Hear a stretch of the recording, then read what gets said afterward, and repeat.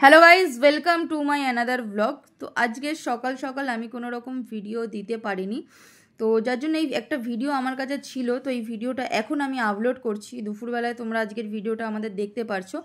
তো এখন আমি রেডি হয়ে বেরাচ্ছি হচ্ছে আমরা মুভি দেখতে।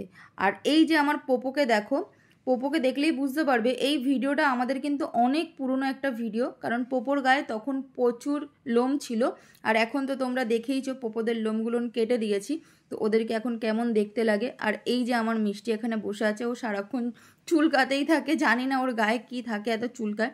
তো যাই হোক, আমি বেরিয়ে পড়লাম, স্কুটি নিয়ে বেরাবো, যাব হচ্ছে সিনেমা দেখতে। তো কি মুভি আমরা সেদিন দেখেছিলাম না ঠিকঠাক মনে পড়ছে না, কারণ আমরা তো প্রচুর মুভি দেখেছি এই কয়েকদিনে।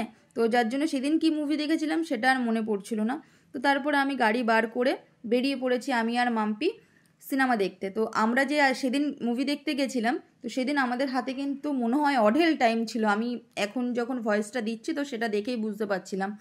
তো যাই হোক, আমি চলে গেলাম। আর তারপরে আমরা কিন্তু রাস্তা থেকে কিনে নিলাম একটা জলের বোতল। দেখো, এই যে জলের বোতলটা রাস্তা থেকে কেনার একটাই কারণ আইনক্সের ভেতরে জলের দামটা অনেক বেশি। একটা 20 টাকার জল ওরা ওখানে 160 টাকা 80 টাকা করে নেয়।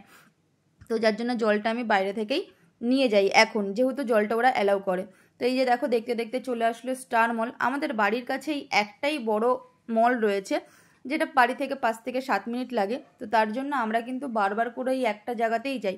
আর যে মলগুলো রয়েছে সেটা বাড়ি থেকে কিন্তু অনেকটাই দূরে, প্রায় আমাদের স্কুটি নিয়েও যদি যাই সেখানেও আমাদের 25 থেকে 30 মিনিট লাগে যাতায়াতে। তো যার জন্য আমরা বারবার করে স্টার মলেই দৌড়ে দৌড়ে চলে আসি। তো যেহেতু বাইরে থেকে জলের বোতলটা নিয়ে এসেছি, সেটা আমি আবার একটু ভিডিওতে দেখাচ্ছিলাম যে বাইরে থেকে জল কিনে নিয়ে এসেছি।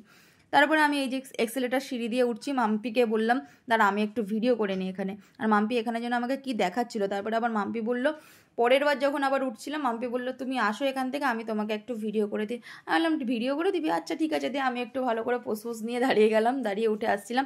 তারপরে আবার মাম্পিকে বললাম যা বাবু তুইও যা, এবার তোরও আমি একটু ভিডিও করে দিই। তো দুজন, একবার ও আমাকে ভিডিও করে দিচ্ছিল, একবার আমি ওকে ভিডিও করে দিচ্ছিলাম।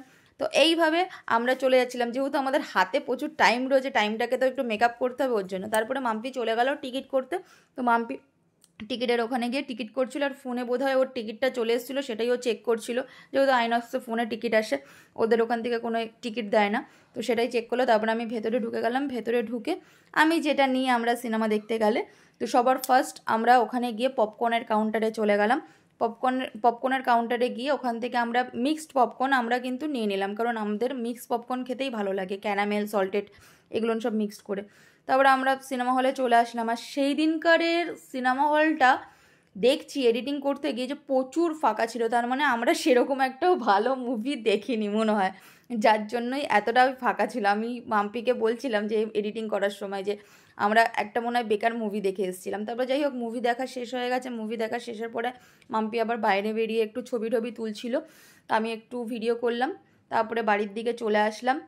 গাড়িতে দেখো আমরা একদম ফিল নিতে নিতে আসছিলাম। তারপরে এই যে দেখো, তখন না মনে হয় চৈত্র সেল ছিল, বাজারটা প্রচুর প্রচুর ভিড় ছিল। হ্যাঁ, চৈত্র সেল ছিল। ওই সোজা রাস্তায় গেলে কিন্তু আমাদের বাড়িটা কিন্তু শর্টে পড়তো, কিন্তু আমরা সোজা রাস্তায় যেতে পারিনি, এতটাই ভিড় ছিল। আমি কিন্তু বাদিকে গাড়িটাকে ঘুরিয়ে নিয়েছিলাম, বাদিকে গাড়িটা ঘুরিয়ে নিয়ে আমরা অনেকটা ঘুরে ঘুরে গেছিলাম। তারপরে চলে গেছিলাম সবজি বাজারে। তো সবজি বাজারে গিয়ে বাড়ির জন্য একটু সবজি কিনলাম। তো আমি এই দাদার দোকান থেকেই কিন্তু সবজি কিনি, আর বাজারে ঘুরে আমরা বাজার করি না। এই দাদা মোটামুটি জিনিসগুলো ভালো দেয়, ওর জন্য আমরা এই দাদার দোকান থেকে সবজিটা নিই। আর মাম্পি ঘুরে ঘুরে দেখছিল কি কি নেবে, মনে মনে করছিল, যেহেতু মাম্পি বাড়ির রান্নাবান্না করে, জানে বাড়িতে কোনটা কি লাগবে। তো ওর জন্য মাম্পি দেখে দেখে বলে কি কি লাগবে, আর আমি সেটা নিয়ে নিই।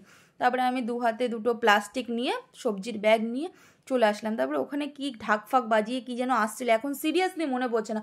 প্রায় বোধহয় এটা 2 মাস থেকে 2.5 মাস পুরনো ভিডিও হবে। তো যাই হোক, তারপর আমরা চলে এসেছিলাম আইসক্রিমের দোকানে। আইসক্রিমের দোকানে এসে আমি আইসক্রিম নিলাম।